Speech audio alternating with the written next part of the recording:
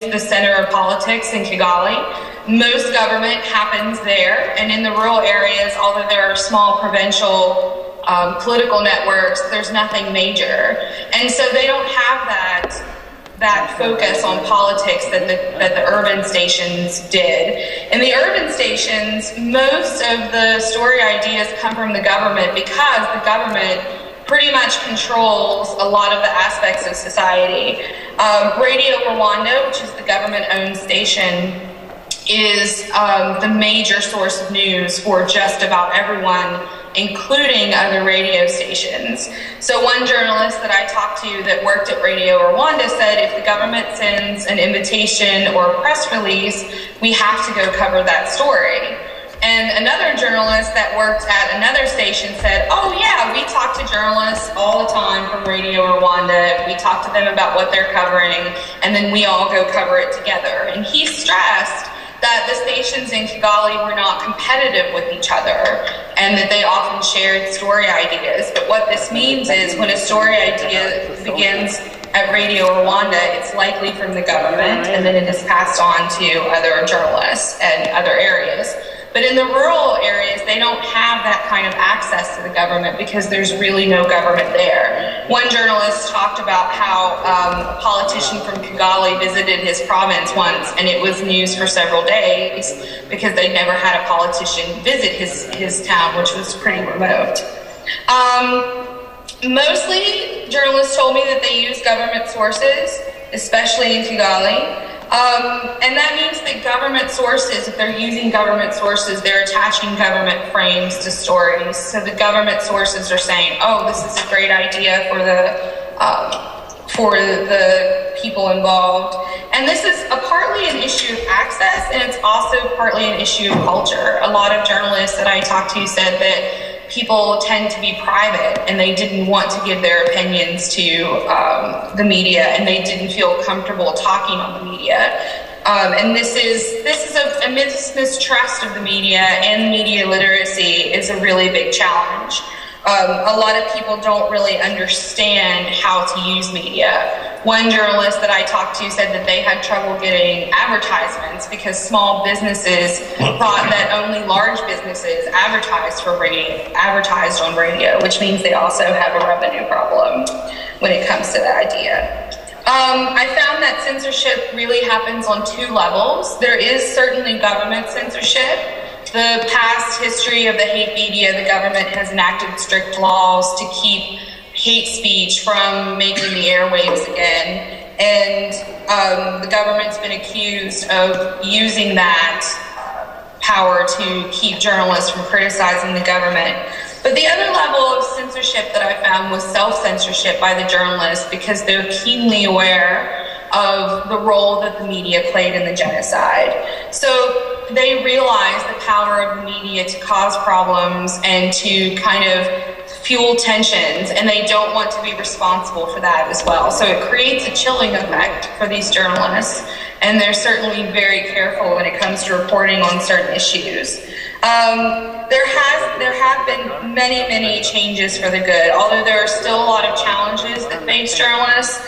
Education is a main challenge, but that's one area that is getting better. Several journalism schools have started to open up. The National University has a journalism school. A Catholic university began a journalism school. And then they also started the Great Lakes Media Center, which is actually an evening school for working journalists. And a lot of journalists that I talk to have been going back to school and getting their education. There's still a significant difference in education between the urban areas and the rural areas.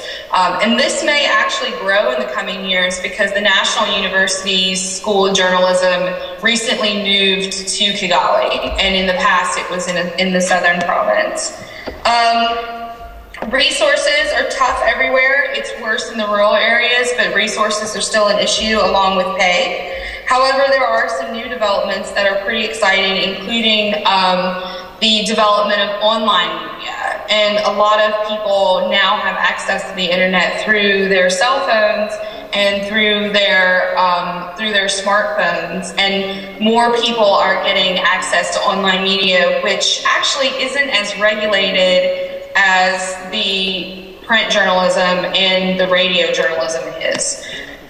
There's also a new media law that's being enacted that could be, that there are some good points and some bad points too that's being starkly debated that should be passing pretty soon. In regards to peace journalism, I found that some elements of peace journalism are present in the media. Reconciliation is a really big one. The media really focus on trying to put the past in context. Recently, they had the mourning period in April that marked the anniversary of the genocide, and the media take on different themes and look at different aspects of the genocide and different aspects of society and try to work together to find out how they can keep that from happening again. In regards to peace journalism, however, conflicts are not particularly transparent in Rwanda. The government really keeps a tight watch on how people report on the different aspects of conflict and what's going on with their neighbors.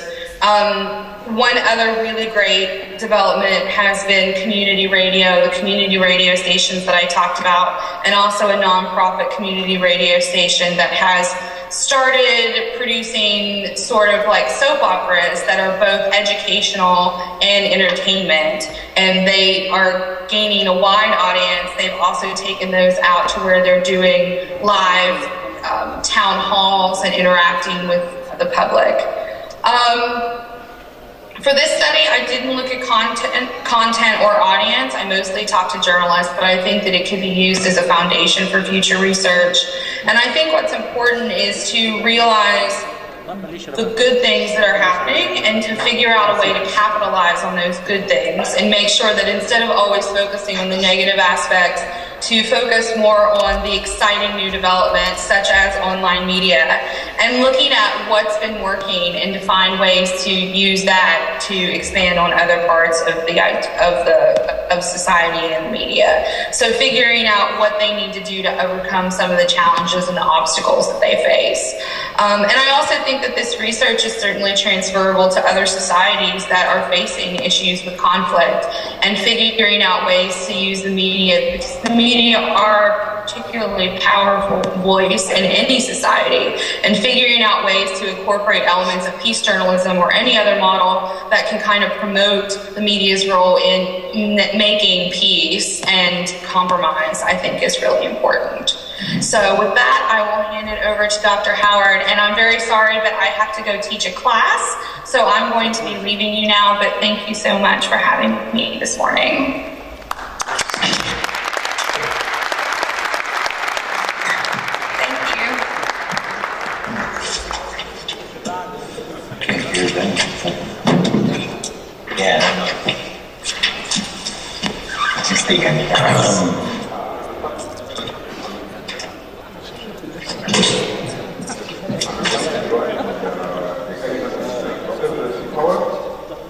هو دي خبره كبيره جدا في وجود افريقيا وفي الشرق الاوسط، واعتقد ان هو قبل كده ان هو زار مصر اكثر حوالي 20 مره، فاعتقد ان دي خبره كبيره جدا جدا فيما يخص عمليه التحولات الديمقراطيه والتغيرات اللي بتحصل في منطقه الشرق الاوسط ومنطقه افريقيا كلها.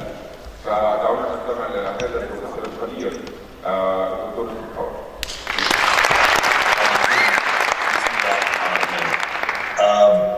I'm delighted to talk to you today, and أنا ما خبير خالص لكن ولا خبير كبير, but I do try to take a look at the role of social media across African politics, but of course we've all been very, very inspired by the role that social media have played in your country there, and certainly hope, inshallah, that democracy continues to grow and to develop in Egypt. And in many ways, I do think that Egypt is a fascinating example of this particular phenomenon.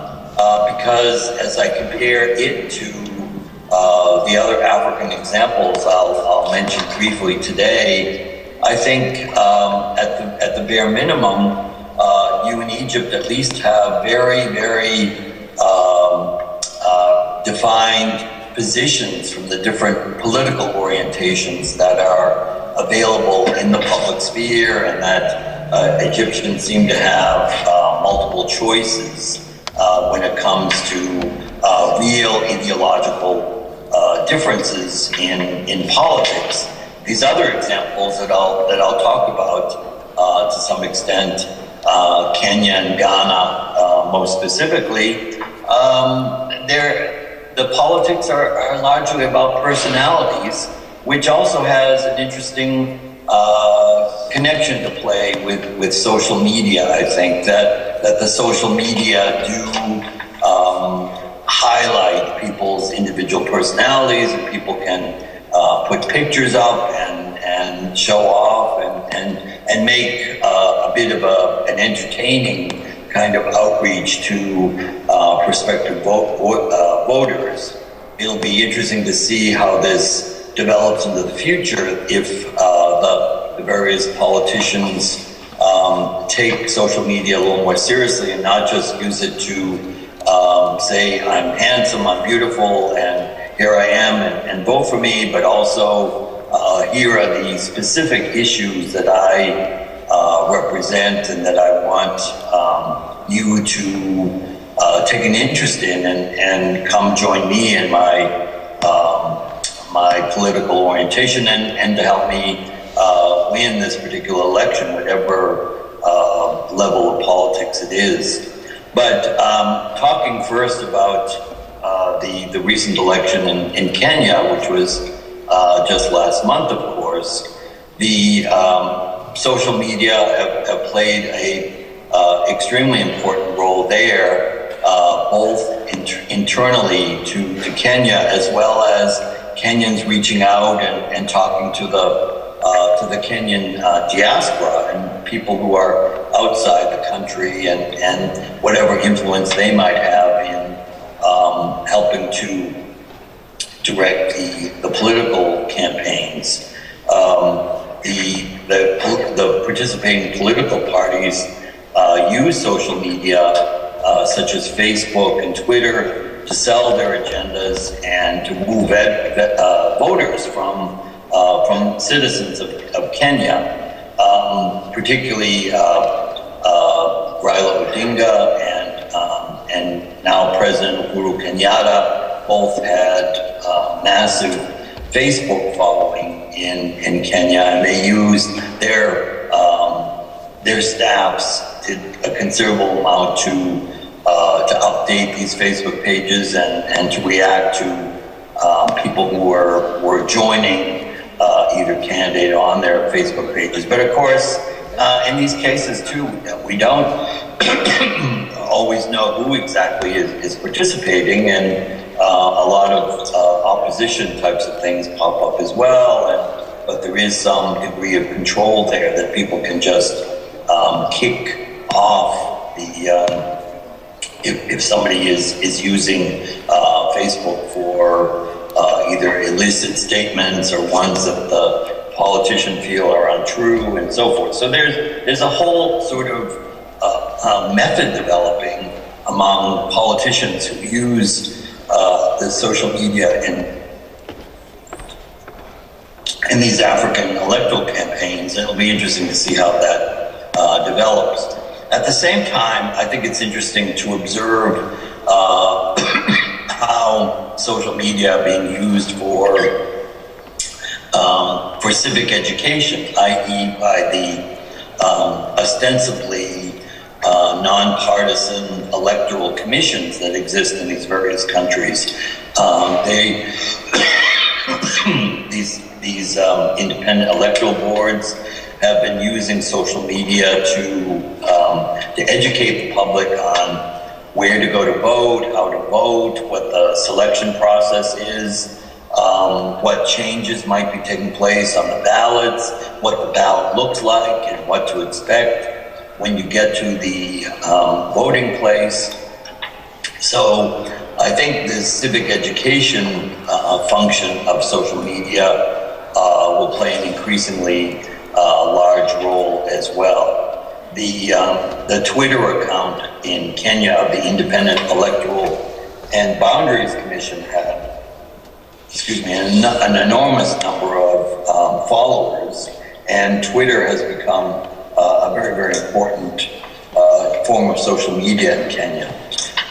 In terms of public information, the mainstream media, public and private, radio, television, newspapers, and so forth, they also adopted their own they also joined various social media accounts to supplement the news that was being broadcast on or distributed in their various more traditional forms of media. And this was also a way to engage the considerable number of Kenyans who live outside the country and or who were trying to participate in the electoral process. The Hangout service of Google was a very important way that KTN, a TV network, used in Kenya to reach out to Kenyans who are either in the region in East Africa or living in the West someplace, trying primarily, their message was, as the West was very concerned about a peaceful electoral process in Kenya, and so a lot of the messages were about how to ensure that there would be peace following whatever outcome there was in the Kenyan election. From the bottom up, Kenyan citizens were also taking to the social media cyber space, as we could call it, to campaign for their candidates. And it's interesting to observe the incredible variety of social messages that were distributed, everything from those in multiple Kenyan languages, and there are about 30 different languages used across Kenya, to those that were in both very articulate and less articulate forms of English, and people were sharing ideas, and they found social media to be a convenient place to do so, and particularly to begin to represent some of the differences that Kenya's ethnic groups and who were increasingly identified with the two main political parties in the country, and trying to conduct some sort of discourse in a peaceful manner. There was also considerable effort during the campaign by the government itself to use social media, and the State House, where the official residence of the President of Kenya had its own Facebook page, and it again was largely describing government activities, government projects that citizens were should be happy about, things that were changing in Kenya, and how the government was trying to improve life in Kenya. So the Kenya State House Facebook page was a widely followed form of social media as well. Currently, I look at the Facebook page from the State House a few weeks after the election, and they're having it's turning into what you see in state media, with a lot of pictures of the head of state greeting this or that dignitary, or kissing babies, and meeting with well-wishers or different crowds around the country and so forth. So they're very generic kinds of activities on that Kenya State House page. Let me turn to Ghana. We have a huge expert with us, Kabir Ajanbi here with us, with Professor Kojo Yanka, who is from Ghana. He can certainly talk about this issue as well. But so I'll just briefly mention that certainly the Ghana, which also recently went through presidential elections last December, I think it was, wasn't it, Kojo? Yes, December. December, yeah. November. Oh, there was a runoff. Well, there was no runoff. So Why did it go? no, it's November. Oh, okay. It was in the Ghana election, most recent one was in November, and